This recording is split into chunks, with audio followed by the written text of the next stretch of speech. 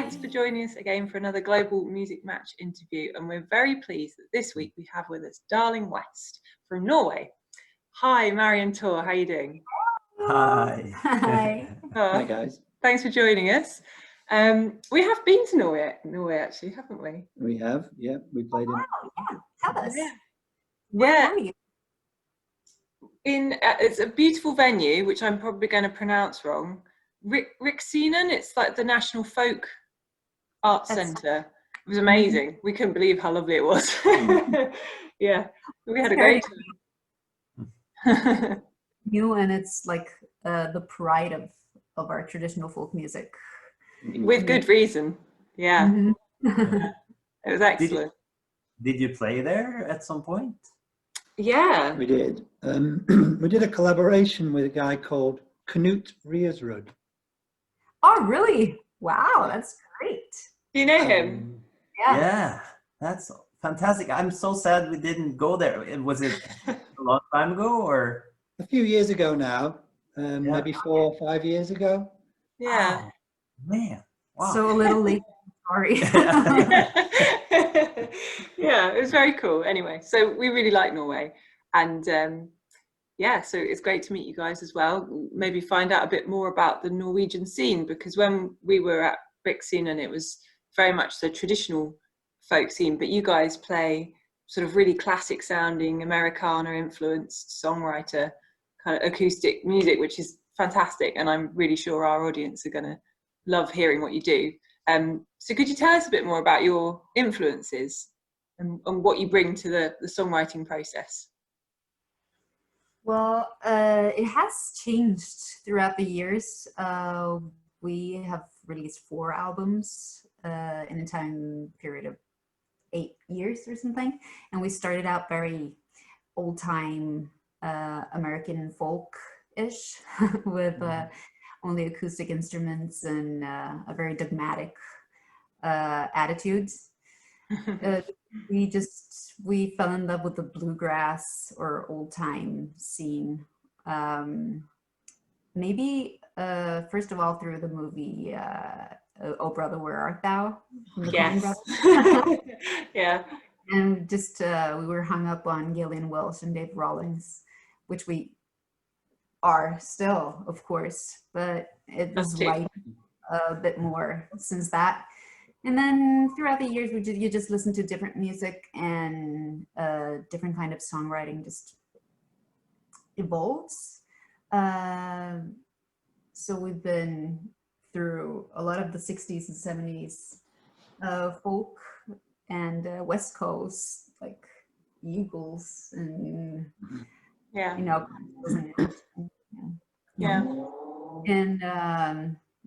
and also a lot of the LA folk scene, which is not so acoustic. It's more like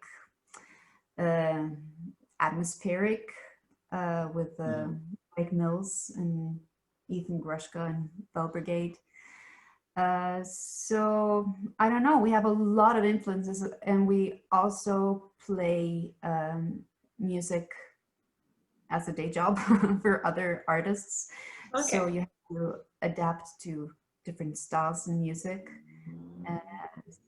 So we feel like we're definitely still a folk duo, but we don't feel very attached to one scene, I think. I think that's great though. I think that's really healthy. I think there's a real thing about putting musicians in boxes. People kind of want to know, like, who do you sound like, what do you do, and that can feel very limiting. I think if you want to try and evolve what you're doing, I think that's what you always want to do, isn't it, as an artist? And you don't think about that when you write the music and you're in the studio to record it and everything. But when the record is done and you talk to your people about how to promote it and get PR on everything, that's when that issue rises, and it's very well because we are. What are we? We try to coin a new term called cosmic folk. this time That's around. very cool. Yeah. It didn't really catch on very well. I think that's great. I think we'd like to be cosmic folk too, actually. Great, Yeah. let's get together. Yeah. We'll start our own movement. It's folk, but without the boundaries. Yeah. Right. That's a great approach. We have a similar approach to music, really. We're interested in so many different styles of music, but we kind of loosely fall into the folk bracket, really. So yeah, we like all the different textures that you guys are using on your production and the latest stuff that you've been doing. The kind of lap steel and all the different textures you bring in. That's great. Thank you. Keep up the good work. Thank you. How long have you been working together then? Well, we're a couple, so we've been together for a long time, and then after a few years of me being skeptical of working together in addition, And me not really playing an instrument, so yeah, I mean, then we decided, because we got really hung up on the whole bluegrass folk thing. So I had been playing banjo for a while, and Mari bought a mandolin, and we started trying to jam on fiddle tunes together. Mm-hmm. And then and then at some point we started writing songs, and there was no turning back after a while. no, it was a great match. Yeah. Where I mean, writing songs, I can't really imagine writing songs with anyone else because it's a very close way of working together when you're that close privately. Yeah, I think it's similar for us, really. Being a couple helps because it is a bit all absorbing, really, isn't it? Playing music together and then trying to make it work and all the stuff you've got to do. And I think it's quite good to be with someone who you can have a good argument with and it's still okay. So we can argue this out, Yeah. like we did yesterday. Yeah. So yeah, I think it's a good way to work. Sorry, go on. No, I was just, we definitely, I'm sure it's the same with you, but we have had to learn to distinguish the musical discussions and the private ones, sort of, because when we're talking about music, I mean, if Mari says something to me, I can get offended, but when she says that I need to work on those lyrics, I can't react in the same way I would if it was like a personal thing. Yeah, so, no, you're absolutely right. I think actually maybe being a couple makes it easier to have those difficult conversations. I think if it was a friend, I'd feel much more reserved and shy about saying something that might offend them. It's a bit easier. It's less filter, but also you have to learn how to cope with that.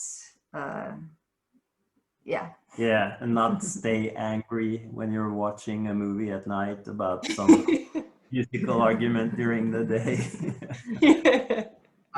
Yeah. And also you have to let go of some pride also, because after a while we realized that those arguments are not about the other one wanting a bigger spotlight in the band or anything. It's just because they want it to be better, and you have to lose that pride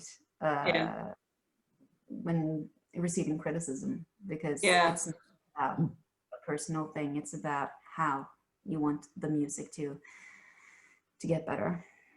Good point. Yeah, it is. You've got to let go of the ego, which is hard, but it's a good learning curve. Yeah. So you tend to work as the two of you mainly, but the production, we were listening to your most recent album that you released this morning, and it's great. But it's quite a big sound at times, isn't it? Full band and really, really spacious and lovely. And so I wondered, do you ever tour with a band, or do you mainly tour as a duo and adapt the songs on the album? Well, when we can, we tour with a band. So we have a drummer and a guitar player. But it's, yeah, a lot of times there's just no way we can make it work financially with the venues we're playing. But when we can, we bring at least one or two more people to try to make the live show sound more like the album. Yeah. Sometimes it's fun to, as I'm sure you're doing as well, that it's also fun to make it sound great in a smaller setting. Like try to make a big arrangement sound good in an acoustic setting as well. Yeah, so, yeah. That's something we try to do as a duo, is making a big sound for two people, and we often have the same issue where we've got a big production on an album that we need to try and bring into a acoustic duo setup. But I agree with you. I quite enjoy the challenge of that, working around the issues of that and trying to make a big sound with acoustic instruments as well. So it can be quite good fun, can't it, to approach that? Yes. And it's good for the brain with some multitasking. Yeah.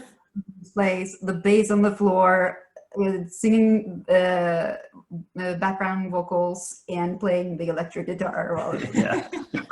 I cannot smile while I'm doing that. That's a step too far. It is very transparent and hard, and although it's fun. And then when we get to play with a drummer or another or the band setup, it's just like, so relieving. I don't have to carry this all by myself. So we go back and forth from like what our favorite kind of way of working is. Yeah, they both have their merits, don't they? We've had exactly the same issue, which is why I asked, really, because we had a band that we've sometimes played with, and it's great, but it's so hard financially, it doesn't really work. So yeah, same thing. But you guys are on tour at the moment, is that right? Yeah, we released, like you said, this newest record in February this year. So we had a big tour lined up for March and April. Yeah. So it got canceled, and most of it got rescheduled for September and October here in Norway. And for a while it looked like they were going to open up pretty well, but now they have some more restrictions again. So we're going on the tour, but it's going to be scaled down. Okay. So how has it worked over there? They've opened venues, but you're not allowed as many people in, or? That's right. Yeah. So you have maximum capacity of 200 people, no matter how big the venue is, but you also need a lot of space, and you need to be, I think, you have to buy a table everywhere. So from 2 people and up, and you can't really go around mingling, talking to people, and you don't buy drinks at the bar. You order through your phone and then they come to the table. Yeah. So it's, but at least we get to play live, which is fantastic. Yeah, it's really great. I'm glad to hear that you kind of have got something sorted. It's really good. We're a bit behind that in the UK, aren't we, at the moment? Yeah. We're sort of meant to be able to play. The government says, yes, of course, you can do gigs, except that there's all these restrictions, which means that really no one can actually do gigs. Yeah. So we haven't worked it out yet. I think a lot of venues are trying very hard to work out how to comply with the rules and make some music happen. But yeah, it's a lot of pressure on the promoters. Yeah, it's really hard.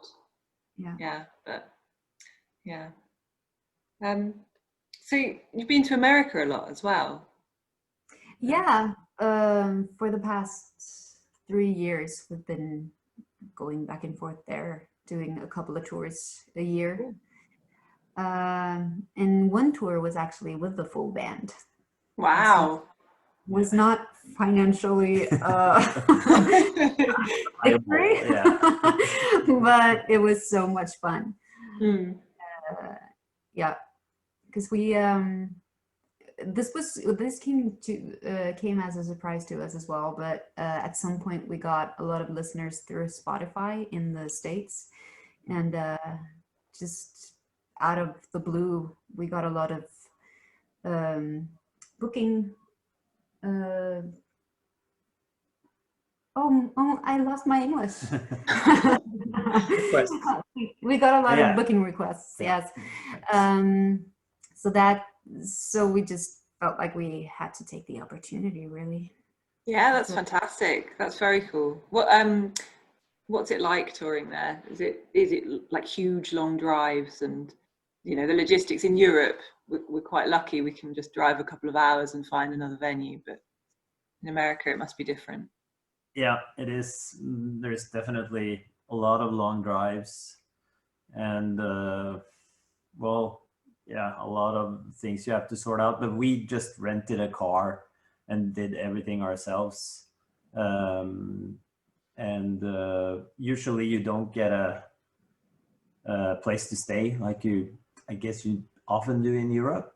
Mm-hmm. So we had to find hotels and things like that everywhere. And but I kind of did a lot of pre-production from home before we left, and then some things we just winged while we drove around. But at least for us, the main difference that we've been talking about is that people react to the lyrics in a different way than they do in Norway. Like it would be in the UK, because English is their first language. So they listen, I think, more to the lyrics.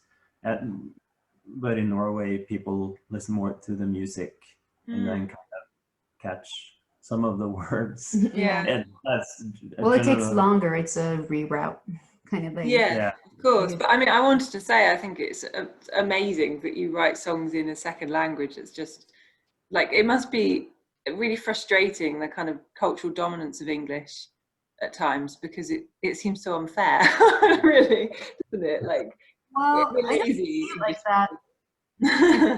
It binds us together also in a different way than I'm glad we're not alone here in Norway, just minding our own business all the time, expressing ourselves in only our own language. That would feel very limiting. Of course, we love our language as well, but for us, it's been a thing to reach out over the borders. Yeah. And there's we're a small country, so we've grown up with influences from both UK and the States in pop culture and everything, really. So I don't think it's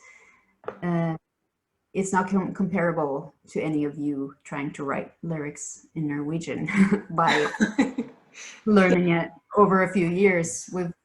We've been hearing this through our television all our lives, because we don't have the overdub or the voiceovers on our movies and stuff like they do in Italy. And yeah, you hear that. Well, that's good. That makes us feel a little bit better about not being better with languages. Thank you for that. Yeah, we are terrible in the UK, lazy country. And, Well, but you learn different languages in school, don't you?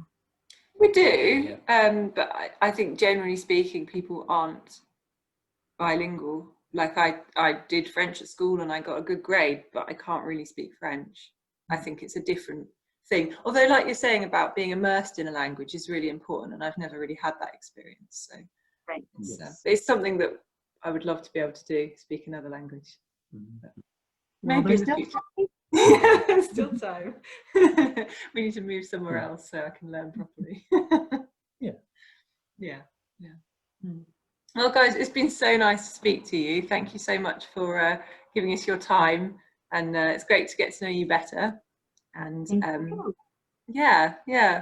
we love your music, and really looking forward to hearing more from you over the course of this Global Music Match project. So thank you. Thank you. It's been a pleasure talking to you, and we can't wait to interview you back. Yeah. Cool, brilliant. Thanks, guys. Thanks, We'll Karen. speak to you again soon. Best of luck with the tour. Thank you. Thank you. See you soon. See ya. Bye. Hey there, babe, I hear